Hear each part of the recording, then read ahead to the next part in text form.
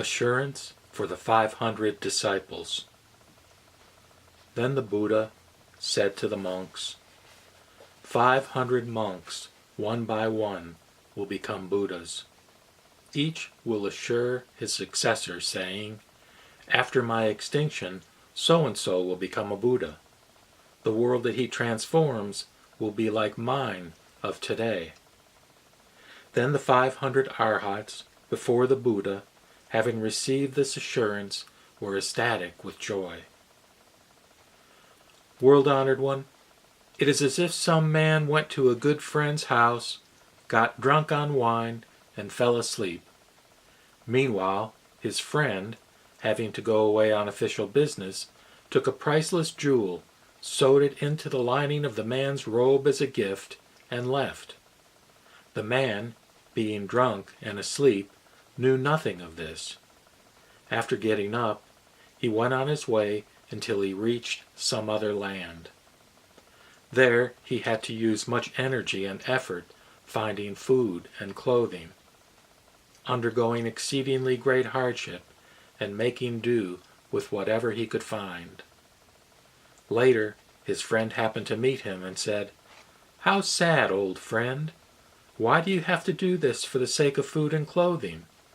Wanting you to be in comfort and able to satisfy the 5 desires, a long time ago, in such and such year, month, and day, I sewed a priceless jewel into the lining of your robe. It would still be there. In your ignorance, you are slaving and worrying to keep yourself alive. How dumb! Go and exchange that jewel for whatever you need. Then you can be free and have whatever you wish, and be free from all poverty and want." The Buddha is like this friend.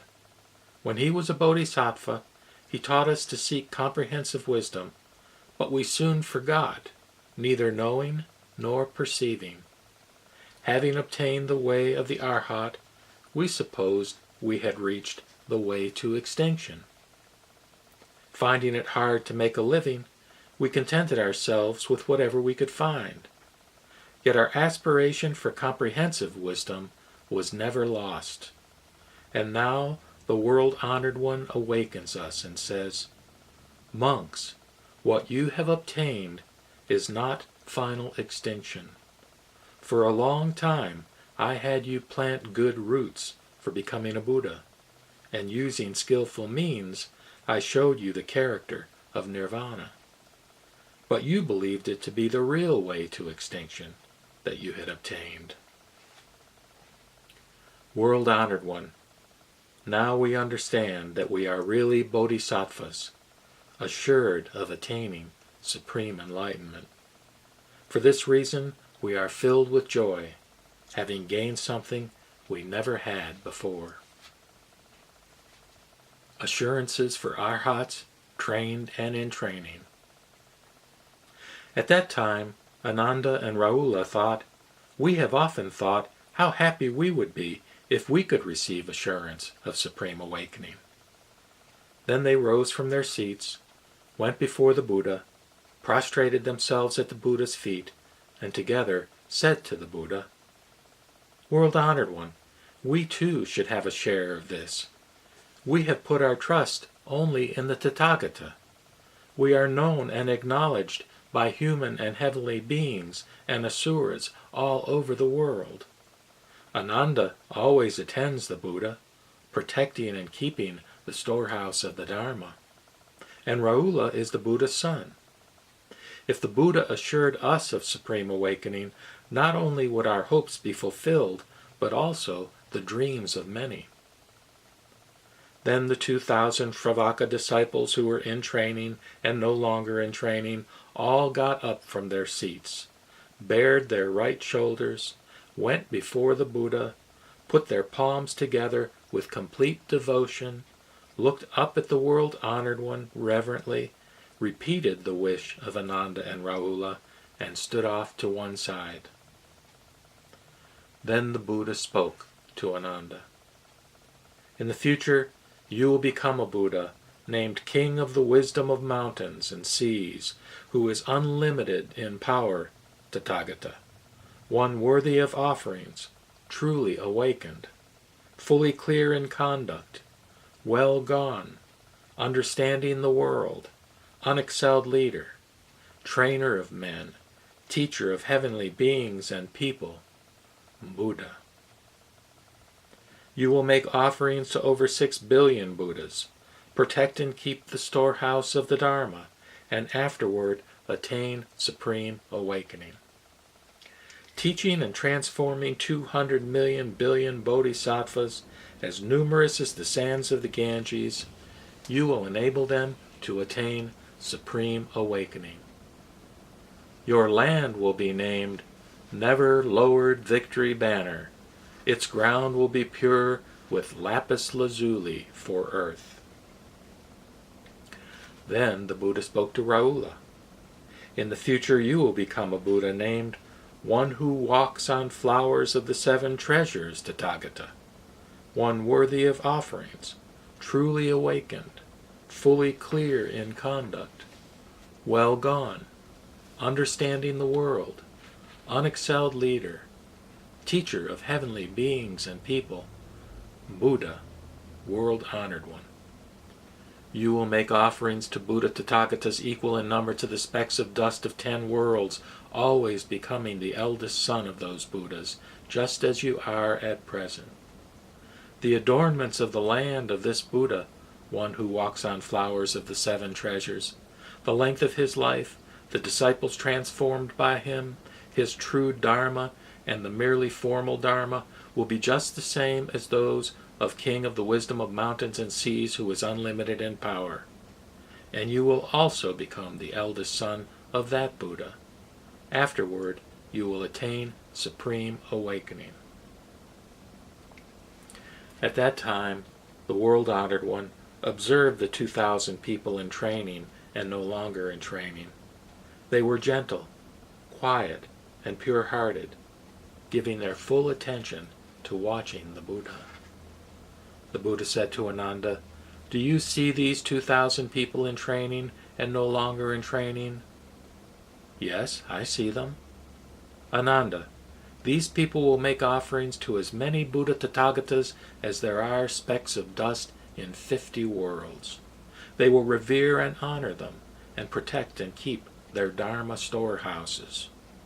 Finally, at the same time, in all the lands of the 10 directions, they will become Buddhas, teachers of the Dharma."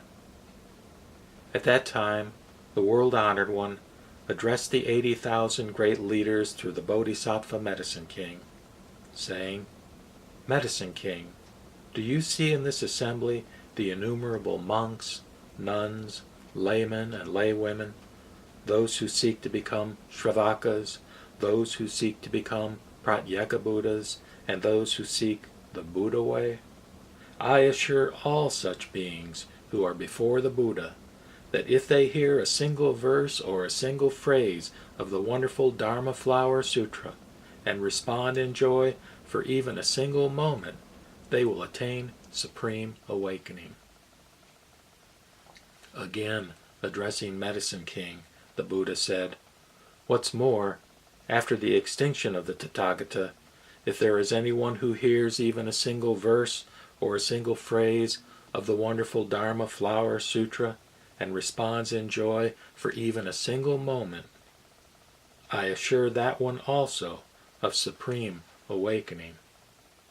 Again, if there are any who receive and embrace, read, recite, explain, or copy even a single verse of the wonderful Dharma Flower Sutra, or look upon this sutra with reverence as if it were the Buddha himself, or make offerings to it in various ways, with flowers, incense, silk canopies, flags, banners, robes, or music, as well as revering it with palms together, you should understand, Medicine King, that these people have already made offerings to 10 trillion Buddhas, and because they have sympathy for the living, they have been born here among people.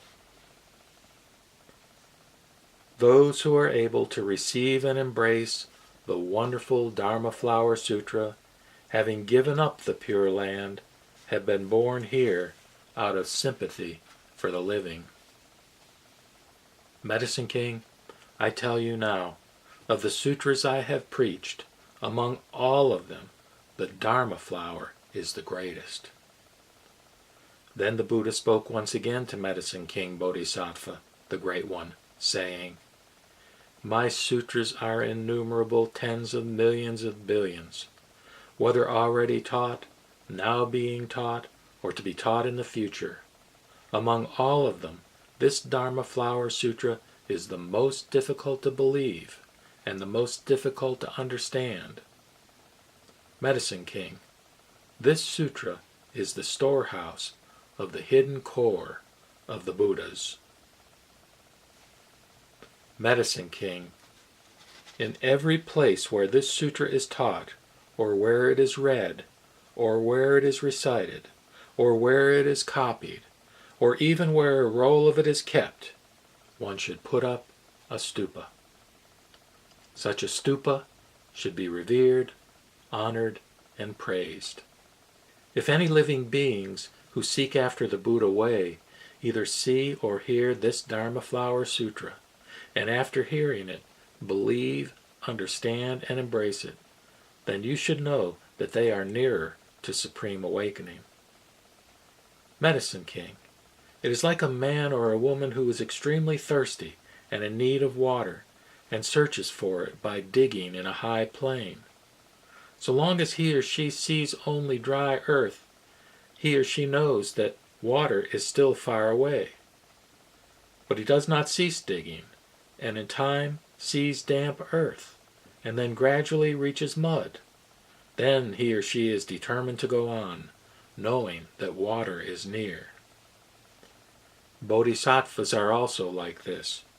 If they have not heard, not understood, or not been able to study and put into practice this Dharma Flower Sutra, you should know that such people are still far from supreme awakening.